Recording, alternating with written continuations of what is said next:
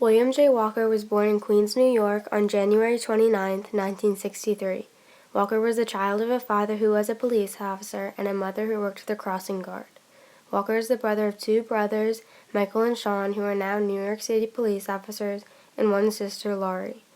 Since he grew up in the neighborhood he did, his childhood wasn't always the easiest, and he explained several reasons why he joined the service. Because when I was in high school, I wasn't really good at it, so military was an option to get out. So then, just out of high school at the age of 18, Walker made the decision to enlist in the Air Force in 1981. Walker joined the Air Force Base once he enlisted and would soon be sent off to basic training down to Texas on December 7, 1981. He explained some of the instructors he had while in training and said, Well, it was sort of like they have to act like they're mean, but all you have to do is just let it go, like in one ear, out the other ear. But they get into your face a lot, but just one thing, let it go. In the one ear, out the other ear, and you'll be fine. It did teach you a lot, though. They taught me a lot about finances, which I never knew anything about. So they did teach you good in basic training, too. In addition to everything they taught him, Walker was sent to specialized training to become a cop and was sent to San Antonio for security forces training. He enjoyed training and said the best part was meeting everyone and making so many new friends, but the worst part was waking up so early and all the rules they had to follow. Walker got through training and would later take on more roles and higher ranks as his military career progressed. Although Walker enjoyed his career in the military, there were rough patches for him and times when he would miss his family. At first he was nervous because he had never been away from home before, so going far away was very nerve-wracking. Once he got used to being away from home, he really enjoyed being in the military. Walker traveled all over. Some places include Texas, California, the Philippines, and later on Pennsylvania. He explained his favorite place he went was the March Air Force Base in California, because that was where he met his wife, who he was with from then on. When Walker enlisted into the military, he would later become a technical sergeant. Not only did he have to train himself, but he also had to train many others. Walker stated some of the weapons he trained people with. I was an instructor, so we taught everybody how to shoot up at the gap before they went over to Iraq or Afghanistan. So we had to all teach them, make sure we knew they had to shoot weapons, the 9mm, the M4, the 249, the 240, and all that good stuff. But we made sure everybody was qualified before they went over, and they knew how to take care of themselves when they went over there. Serving as a technical sergeant was a very strict and focused job. He was in charge of many people, including his friends. You have to separate work from friends, so, but sometimes you got to be hard, and sometimes, you just hang out and be one of the guys with them. That's all. But there's a limit to where you can friendship and work has to. They can't combine in the same area. So. Although it was hard at times, for Walker it was easy to get the job done. Walker discussed the many times when he was faced with danger in the service. He spoke of the convoys he was a part of, and when asked to describe them, he said, How do you describe it? It's not easy to describe. You're nervous, you're scared, you don't know what's going to happen, you never know if there's an IED out there. It's hard to explain. It's just, you can't really worry about it, but you do, because you got a job to do, but it's different. Walker was faced with danger, and the convoys were a part of that, and being involved in the convoys was not something he could easily talk about for good reason. Another way he explained he was in danger was during indirect fire when he was stationed in Iraq. First times when you get over there and you get the siren that there's incoming, you're running for the bunkers. You don't know where they're going to land, so you start running, you're like, what the? And then you start hitting those bunkers because you don't know you could be dead asleep and that siren goes off, you're running. What the hell, where am I going? Oh, there's the bunker, run into the bunker. And then, a lot of times they land near, sometimes they don't, they just go way ahead, or you never know where they're going to land. But anytime that siren went off, you always were like, your heart thumped and you're like, oh crap, where am I going?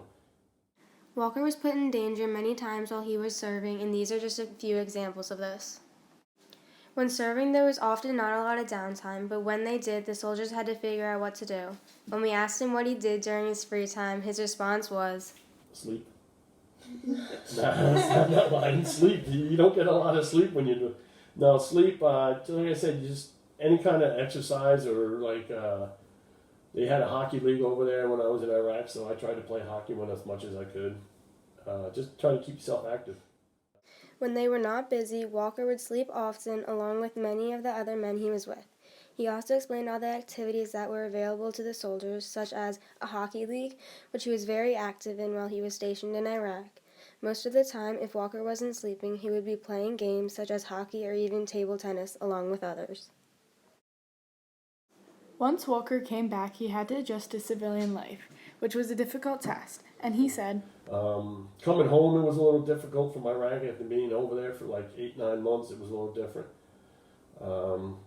Large crowds. I didn't want to be around large crowds, or like going into like some places to eat and there's backpacks around. It was a little unsettling at first, but you get used to it. You come home, you get settled in, but that's the way it was. It was a little rough at first, but you get over it and you get used to it. It was very difficult to come back after being away for so long, and these were a few issues that Walker went through, as well as many other things that made him anxious and unsettling at times. Although it was rough at first, he eventually adjusted, and life at home became much easier for him as time went on.